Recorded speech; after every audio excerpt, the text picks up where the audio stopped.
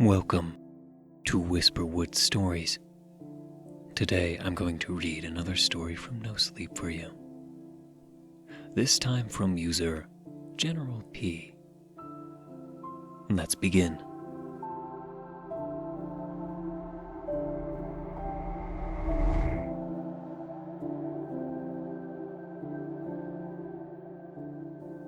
Coulrophobia. Many people are afraid of spiders or heights. My phobia is a fairly common one as well. You see, I am afraid of clowns. When I say I'm afraid of clowns, I really mean it. I can barely even look at the most benevolent clown for more than 10 minutes without screaming and crying. Trying to watch any killer clown horror movie would probably cause my premature death. That being said, I'll tell you about the one time that I tried confronting my fear. I doubt telling you this story will help me get over my fear of clowns, however.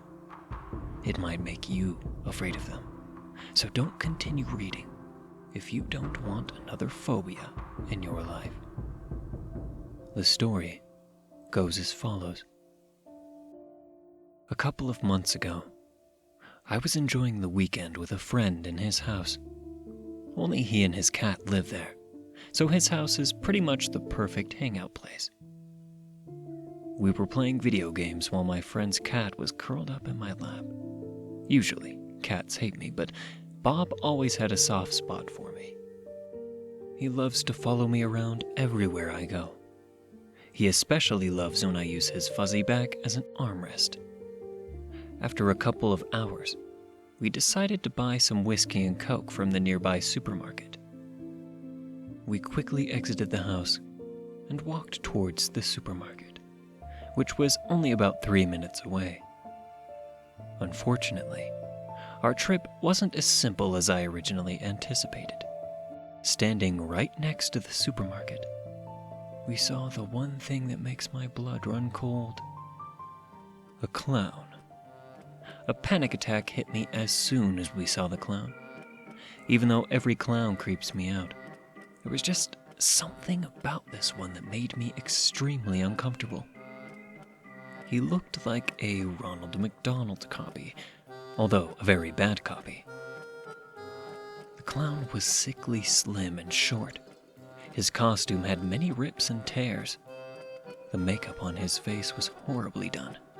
It was so awful that his face looked like someone threw a couple of buckets of random paint on it. Even though the clown's appearance alone was frightening enough to ruin my day, what scared me the most was the way he looked at me. Even from a distance, I could tell that he was staring straight into my eyes. He was smiling so hard that it looked like the skin on his face will get ripped off by his unnatural smile. Worst of all, he wouldn't stop smiling at all. His smile seemed to widen with every passing second. At this point, I was completely frozen in place. My friend tapped me on the shoulder and said, "Let's just go and grab the drinks.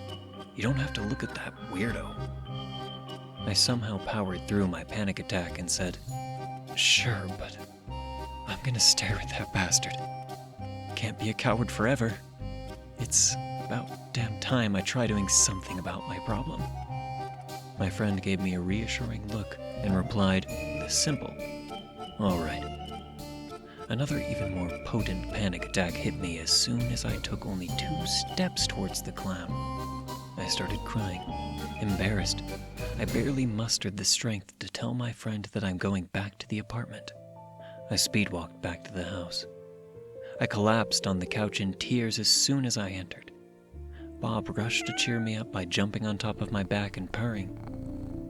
It didn't take more than 30 minutes for my friend to return. He was proudly carrying 2 full bags of drinks and snacks, like they were his trophies. He put the bags on the nearby table, then cheerily, he started talking. "You know, that clown wasn't that bad. One guy gave him some money and then he..." Before he finished his sentence, annoyed and exhausted, I said, "Please, Let's just drink.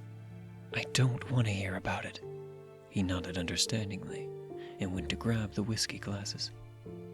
Hours passed. After some time of heavy drinking, we fell asleep on the couch. It wasn't an enjoyable nap for me, because a nightmare involving the supermarket clown, which I would rather not describe, woke me up. I groggily went to the spare bedroom, but before going to bed, I realized that neither of us had locked the front door. Who knows how long we were asleep? It's not like this is a crime-free neighborhood. Anyone could have entered the house. I walked as fast as I could towards the front door. I checked it, and as expected, it wasn't locked, so I immediately locked it. I reassured myself that no intruder entered the house, then I went to bed. While lying in bed, morbid thoughts started attacking my mind. What if someone entered the house? What if the clown we saw earlier followed my friend home and is waiting for the opportunity to surprise us? The sequence of disturbing thoughts was instantly stopped by the sound of soft meowing. I was shocked to hear meowing coming from under my bed, but that shock was immediately replaced by a feeling of relief. Even though Bob was just a cat, knowing he's here to protect me while I try to sleep was oddly putting my mind to rest. After some time rolling around in bed, I finally fell asleep to the sounds of soft meowing and purring. I woke up early next morning. Considering my paranoia from last night, the sleep itself wasn't too bad. I found my friend playing with Bob in the living room. I immediately told him, "Bob's a real lifesaver. If it wasn't for him, it would have been damn near impossible for me to get some sleep last night." He looked at me in confusion and asked, "What you mean?" "Bob was keeping me company. He slept under my bed last night," I said with a smile. "No, he was here with me. He slept right next to the couch," my friend immediately rebutted. "I heard him meowing in my room," I responded. "I know Bob thinks you're cool and all, but he always sleeps next to me. It's like a ritual of ours, you see." He stopped mid-sentence. His calm demeanor was rapidly substituted by absolute fear. "Please, just trust me. Follow me and don't ask any questions until we're out of the house," he said with an unusual shakiness in his voice. He picked up Bob and ran towards the front door. I followed him as he hastily unlocked it. He barely gave me enough time to put on my shoes before pushing me out of the house and then immediately locked the front door behind us. He rummaged through his pockets, trying to find his phone. He quickly realized he left it inside the house, so he turned towards me and said with a noticeable urgency in his voice, "Give me your phone. We have to call the police." I gave him the phone, but before he could use it, I asked him, "Can you at least tell me what the hell is going on?" "You really wouldn't want to know." He brushed me off. I snatched the phone out of his hand. With visible annoyance on my face, I said, "I do want to know. I'm not giving you my phone before you tell me why you're acting like a mental patient." "Fine. I'll tell you, but please stay as calm as you can," he told me before taking a deep breath. "Yesterday, you cut me off before I could tell you why I didn't think the clown was so bad. You see, some guy gave him some money. Then the clown gave the guy some cards with pictures of animals on them. As soon as the guy picked up the card he wanted, the clown would mimic the animal that was on the card. He imitated a frog, then a dog. The croaks and barks were exactly like the real thing. If I closed my eyes, I wouldn't notice that a human being is making those sounds." "Yeah, so?" I asked, very confused by his story. "Well, he could also do a cat impression," he said, with a defeated look on his face.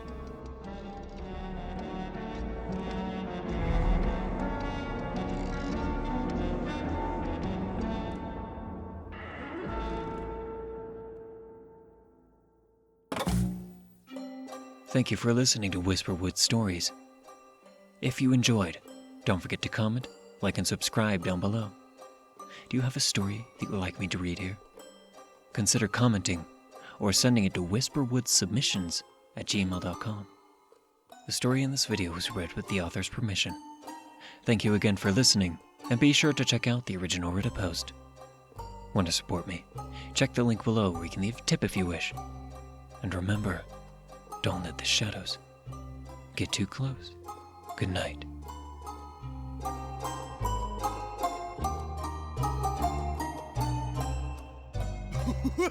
Hey!